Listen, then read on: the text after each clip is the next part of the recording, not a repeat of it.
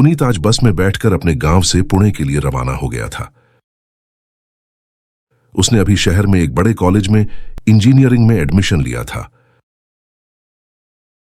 वो पुणे शहर में पहुंच गया था। कुछ देर बाद पुनीत एक बंगले के नीचे खड़ा था। पुनीत ने पहले ही वो बंगला किराए पर ले रखा था। वो बंगले के सामने सड़क पर था। सुबह के 7 बजने वाले थे। ठंड का मौसम होने के कारण सड़क बिल्कुल सुनसान पड़ी थी। पुनीत ने सिर उठाकर बंगले की तरफ देखा। बंगले के सारे कमरों की लाइट बंद दिख रही थी। तभी अचानक उसे किसी का कॉल आया। उसने फोन उठाया और बात करने लगा। मैं ठीक बंगले के सामने खड़ा हूं। ठीक है। इतना कहकर उसने फोन रख दिया और वह बंगले के अंदर चला गया।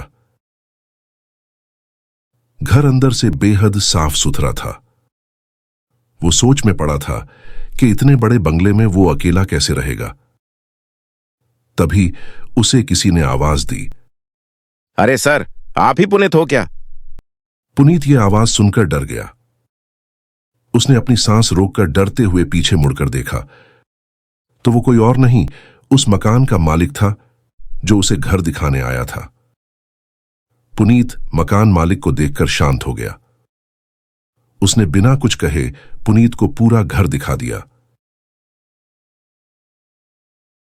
तभी एक कमरे में अब वो दोनों एक दूसरे के सामने खड़े थे और उनके बीच में एक तस्वीर लटक रही थी जिसमें 2 औरतें और एक मर्द मिलकर कुल 3 लोग दिख रहे थे। तभी मकान मालिक बोला, ये मेरे दादाजी और उनकी 2 बीवी यूं की तस्वीर है। इस घर में पहले ये रहा करते थे।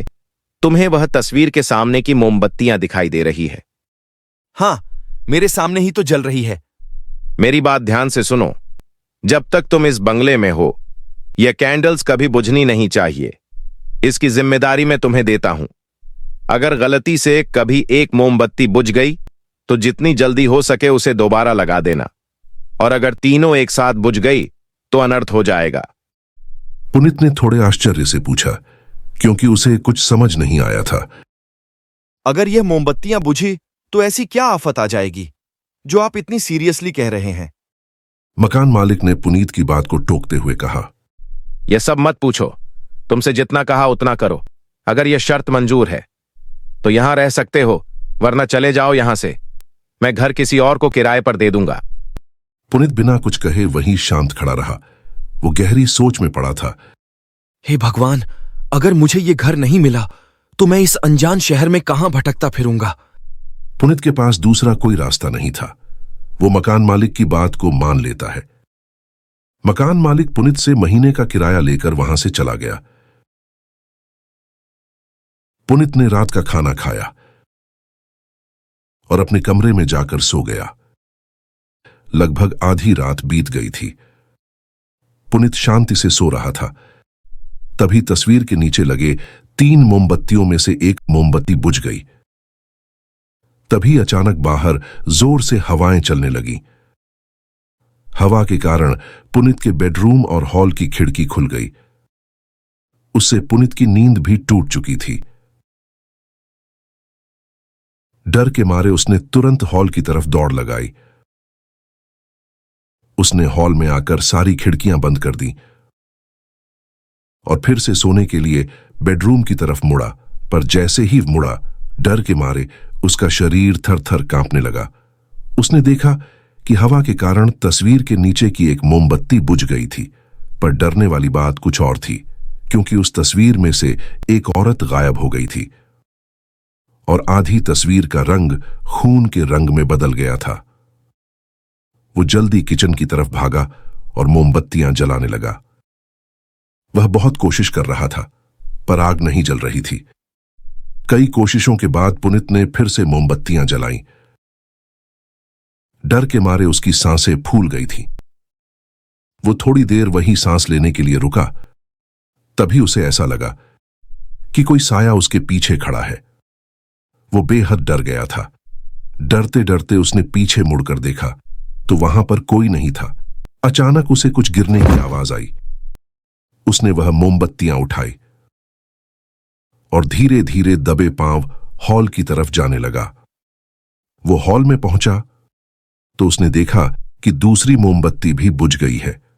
तभी उसका ध्यान तस्वीर की तरफ गया। उस तस्वीर में दूसरी औरत की फोटो भी धीरे धीरे फ्रेम से बाहर निकल रही थी। ये नजारा देख उसकी जान हलक में अटक गई थी। उसने भागते हुए जल्दी से दोनों मोमबत्तियों में आग लगाई। जैसे वह आग जली तो जो तस्वीर अब तक फ्रेम से बाहर जा रही थी वह अब फिर से फ्रेम के अंदर वापस आने लगी थी। इतना भयावह नजारा देखकर पुनीत को कुछ समझ नहीं आ रहा था। थोड़ी देर बाद सब कुछ शांत होने लगा। डर की वजह से वो बेहद कमजोरी महसूस कर रहा था, इसलिए कुछ देर वो वहीं पर बैठ गया। बैठे बैठे उसकी आंख लग गई और वो वहीं पर सो गया। सुबह के 4 बजने वाले थे। चारों तरफ शांति फैली हुई थी। अचानक वो तस्वीर हिलने लगी। हिलते हिलते वो टूटकर जमीन पर गिर गई। उस फ्रेम को गिरा देखकर पुनीत चिंता में पड़ गया और सोचने लगा कि दरवाजा खिड़कियां तो बंद है, फिर ये फ्रेम गिरी कैसे? वो खड़ा हो गया। उसने वह तस्वीर देखी तो वो लड़खड़ाते हुए जमीन पर गिर गया। डर के मारे उसकी हालत खराब हो गई थी, क्योंकि फ्रेम से मकान मालिक के दादाजी और उसकी 2 बीवियों की तस्वीर ही गायब हो चुकी थी। तभी अचानक बाहर बिजली की कड़कड़ाहट और हवाओं का बहना चालू हो गया था। उसे समझ नहीं आ रहा था कि वह क्या करे। वो बाहर की तरफ भागने लगा, पर यकायक उसे किसी के बातें करने की आवाज आने लगी। उसने ध्यान से सुना तो उसे पता चला कि वह आवाज घर के अंदर से ही आ रही थी। पुनीत के मन में यह बात पक्की हो गई कि उसके अलावा भी इस घर में 4 से 5 आदमी और है। वो धीरे धीरे डरता हुआ हॉल की तरफ जाने लगा। तभी अचानक उसे हॉल में 2 औरतें और एक आदमी दिखाई दिए, जो कि एक लकड़ी के सहारे हवा में लटक रहे थे। उनके डरावने चेहरे देख पुनीत के पैर वहीं थम गए। डर के मारे उसने चिल्लाना चाहा, पर उसने अपने हाथों से खुद का मुंह दबाकर खुद को चुप कर दिया। तभी उस आत्मा की नजर पुनीत पर पड़ी। यह देखकर पुनीत भागते हुए किचन में चला गया और एक कोने में जाकर छिप गया। वह अब रोने लगा था। तभी अचानक वो हवा में तैरने लगा। तैरते तैरते वो उस आत्मा के सामने जाकर खड़ा हो गया। मैंने कुछ नहीं किया, मुझे जाने दो। वो कैंडल मैंने नहीं बुझाया। पुनीत को एक मर्दाना आवाज में जवाब मिला। बच्चा, गलती किसकी है ये मायने नहीं रखता। जरूरी यह है कि तुम्हारे होते हुए मोमबत्तियां बुझ गई। वो मोमबत्तियां मेरी बहादुरी की निशानी थी। उसे बुझाकर तुमने बहुत बड़ा अपराध किया है।